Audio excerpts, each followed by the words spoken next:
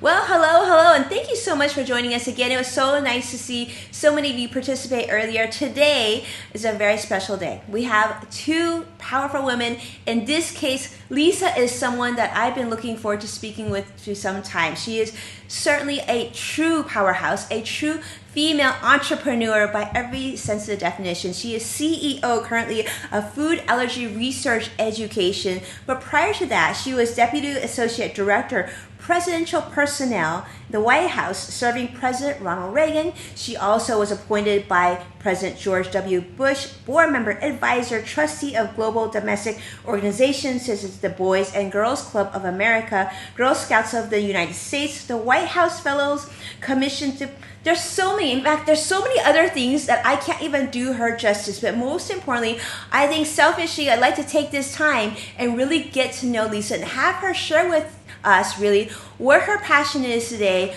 why she decided to join FAIR, and what it is that they're doing today, and what are the things that we should be paying attention to. So Lisa, welcome to the show. Thanks so much for being with us. Well, thanks for having me. I appreciate it. So I'm just very excited to be here today because I have lived my entire career at major inflection points. I was at the White House towards the end of the Cold War when Gorbachev visited with Reagan. I joined Intel when it was a $1.4 billion company back in 1989. Worked with the auto industry when hybrid cars took off, and then worked with the food and beverage companies as part of Michelle Obama's campaign to reduce calories in the marketplace. And what's going on with the food allergy space right now is that we're at another serious inflection point. This disease has been 15 years behind where it should be, but all of a sudden we're seeing things in agriculture like gene editing. We're seeing lots of the new first therapy coming into the marketplace with FDA approval.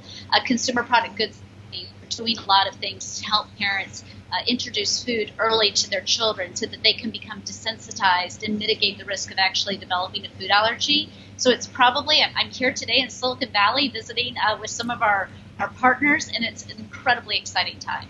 It is an exciting time, and I'm glad that you share this with us. I mean, as a parent myself, I see this all the time in the classrooms, right? Certain children have to sit at certain tables because of certain food allergies, and there's so much sensitivity. And I love how you say that this disease is 15 years overdue because, considering how far we have come in so many other scientific discoveries, why aren't we there yet? What more needs to be done, Lisa? I don't think people realize the severity of the disease. It really started in 1998. And since 1998, we've documented 32 million Americans. That is about 8% of all children, 2 kids in every classroom.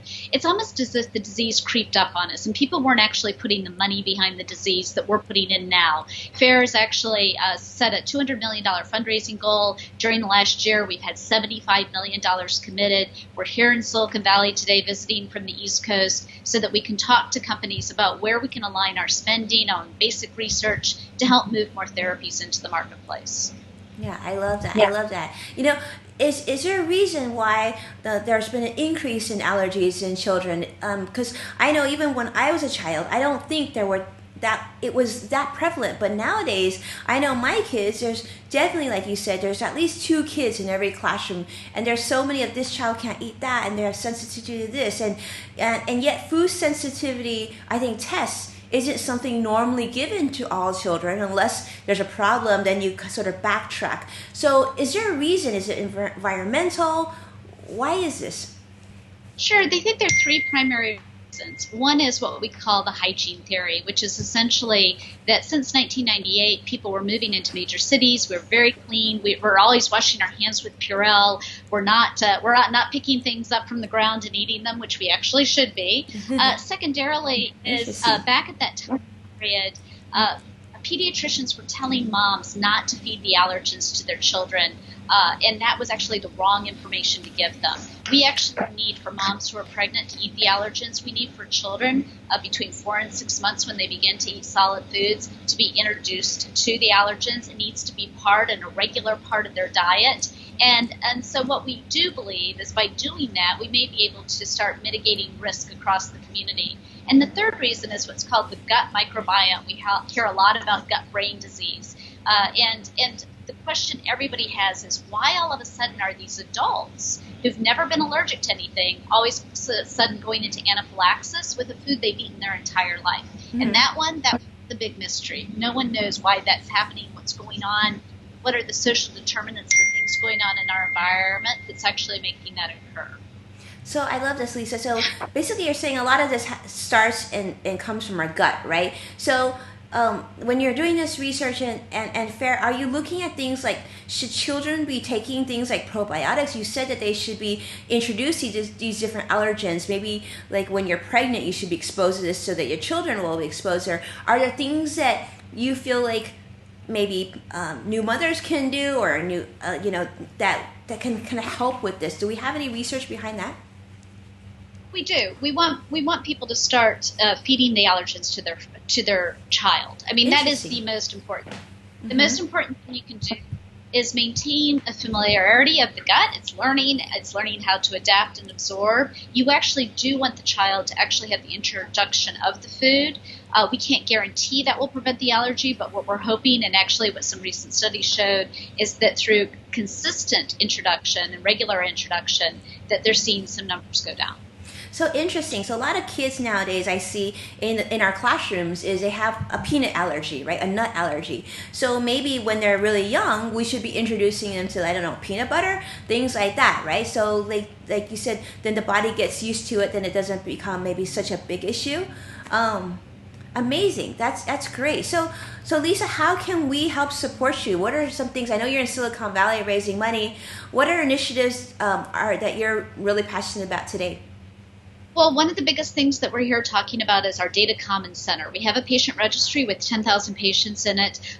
We just announced in a relationship with Northwestern University to build a common dictionary. We're talking to companies about getting their data collected in a manner that's similar, using things like AI to understand sort of the history of what's been going on in the patient's life in a more rapid fashion. And the way that people can help is not only would we appreciate their donations at foodallergy.org, but also if you are a food allergy family, go to foodallergy.org and enter your information into the patient registry. The point of view of the patient is the most important thing that folks who are investing in research can really understand in order to be able to provide solutions to your children and to you as a food allergic individual. Oh, I see. So if you have a child at home with a food allergy, go into the registry, register it, and so then you're able to give us information pertaining to those allergens or sensitivities to get, I guess, more awareness on what we can do for next steps. Absolutely, because we don't have a common threshold, and so we don't actually know what causes the allergic reaction for some people versus other people. And so having that information related to how many times the child's gone into anaphylaxis, what was the situation in which they suffered, what was it that they were eating, all of this information we're going to start collecting so that we can understand what's called the natural history of disease. What is going on in the patient's life. And so we need patients to be involved in this. And then as we build out the broader Data Commons Center, if you have folks who are listening who have solution sets in AI and other areas that could be helpful for us in order to accelerate change, we would love those partnerships. Oh, that's interesting. I love that. Well, interesting enough right now, I'm sure you see this, Lisa, all this news about the coronavirus, it's everywhere, right? And I was reading yesterday that so many hospitals are so concerned and so focused on the coronavirus that a lot of people with other diseases aren't getting the proper medical care. So if that's the case and you have a child that has allergic reaction and whatnot, what are some things that you think a parent with a child in this situation should maybe prepare for? I don't know. I know it's a kind of a hard question, and we didn't really prepare for this, but I just thought I would ask you because I do think there's, if this gets to a point where we're seeing in Italy and we're seeing in China and we're seeing in Korea, like a parent watching might be like, well, I'm a little concerned, Lisa. I don't know if my child has a flare-up. I don't want to go to urgent care or an emergency room. Like, what are some things that I'm able to do at home? Well, the most important thing is if a child has an anaphylactic reaction, they do need to have epinephrine immediately. There are a number of different devices in the marketplace. You want to have a backup. You want to have at least 2 of the epinephrine auto-injectors on hand. But secondarily, they do need to go to the emergency room. So I think that if you're in the United States, if you're overseas, you always want to make sure if you're traveling with your child, where's the closest emergency room? Where's a hospital? If you're traveling overseas, make sure that you have information which is on the food allergy website, that you can actually download a plan for what to do when you're traveling. You can actually have different languages represented, so you're walking into the emergency room with the information. Great advice. But ensuring that you own the disease, you own every single aspect of it, you're prepared, you have your game plan, but the child does need to go to the emergency room. And I think that is the most critical thing, because there's a very short time span between the reaction and death. I love that. Well, that I'm sure that's very helpful. And in fact, yesterday, NPR actually released an article saying that if you have iron prescriptions or medication, that you prepare ahead of time. So if you are watching and you have a child, definitely this is a good opportunity to reach out to your physician too and come up with a game plan. Like Lisa said, you want to own it. Make sure you're prepared, and you're going to be in good shape. But definitely, there's some great resources on the website. So definitely, that's an area I'm going to check out, and I invite you to do as well. So Lisa, where can they go to learn more information and keep in touch, most importantly, with you? Because I'm sure there's a lot they would love to learn. Your background is so impressive. Well, I really appreciate it. We want people to go to foodallergy.org. That's our primary location. We also have, we're on Twitter, we're on Facebook, we're on Instagram. Lots of information on a daily basis that's both informational about how to live your life, how to deal with the allergy, but also for people who have a child that may have a friend with a food allergy, become familiar with what it is that you can do in order to help mitigate risk for that child. The one thing about this disease is there's an action that every American can take that actually makes someone more safe. And so to become more familiar with it, we just appreciate a chance to speak about it today.